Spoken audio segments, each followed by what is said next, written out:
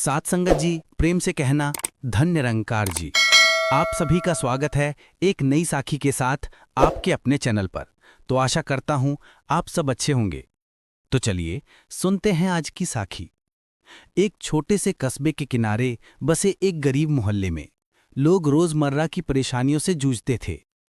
किसी के पास पहनने को ठीक कपड़े नहीं थे, किसी के घर में रोज का चूल्हा नहीं जलता था, तो किसी के बच्चों को पढ़ाई के लिए जरूरी सामान नहीं मिल पाता था।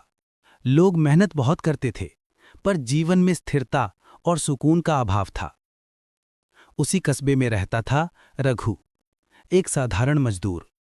रोज सुबह उठकर ईंट गारा ढोता, शाम को थका हारा घर लौटता, लेकिन चेहरे पर मुस्कान कम ही दिखती थी। एक दिन काम पर जाते हुए उसकी मुलाकात धीरोधय नाम के एक साधु जैसे दिखने वाले संत से हुई। उनकी आंखों में करुणा और चेहरे पर गहरी शांति थी।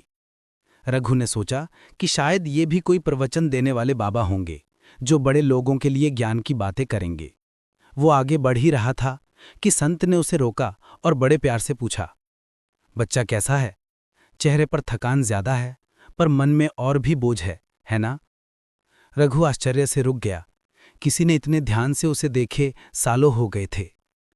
महाराज, जिंदगी ही ऐसी है, गरीब आदमी को आराम कहाँ।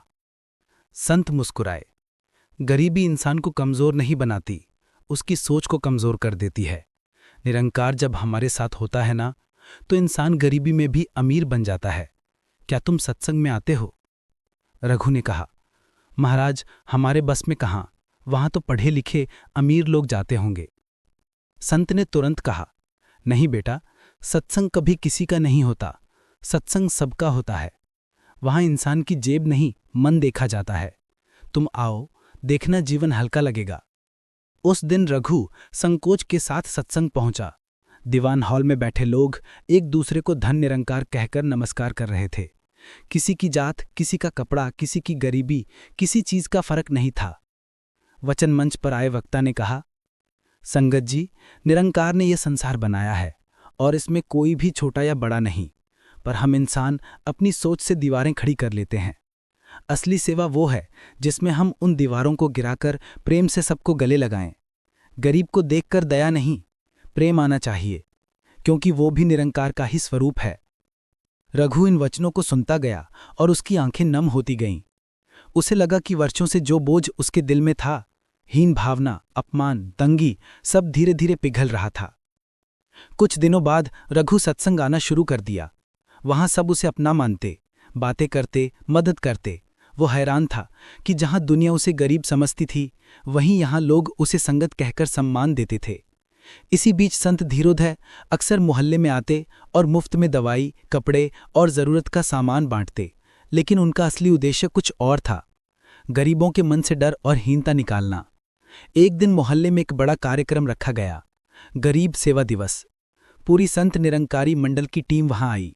बच्चों को स्कूल बैग मिले, बुजुर्गों को दवाई, महिलाओं को सिलाई मशीनें और युवाओं को रोजगार प्रशिक्षण।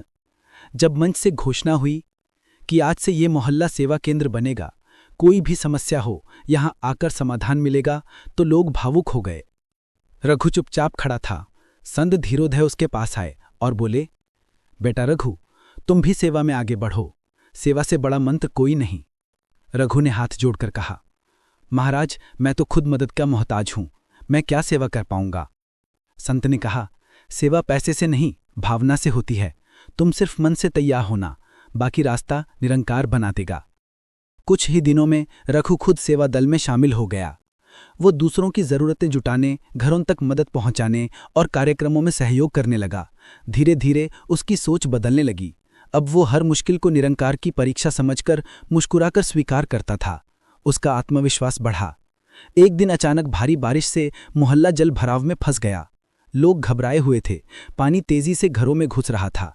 उसी समय रघु ने पहल की, संगत जी, हम सब मिलकर लोगों को सुरक्षित जगह ले चलें। संगत के भाई बहन आए, सेवा दल आया और सबने मिलकर बूढ़ों, बच्चों और महिलाओं को सुरक्षित निकाला। उस रात लोगों ने रघु को गले लगाकर कहा, आज तुम ही हमारे सच्चे मसीहा बनकर आए। रघु रो पड़ा, सच्चा मसीहा मैं नहीं, निरंकार है, जिसकी सेवा ने मुझे बदल दिया।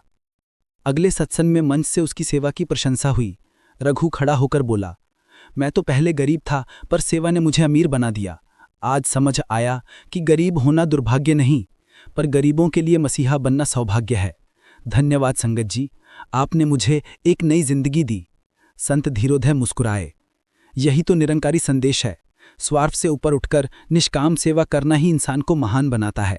सच्चा मसीहा वो नहीं जो चमत्कार करे, सच्चा मसीहा वो है जो प्रेम और सेवा से किसी का जीवन बदल दे।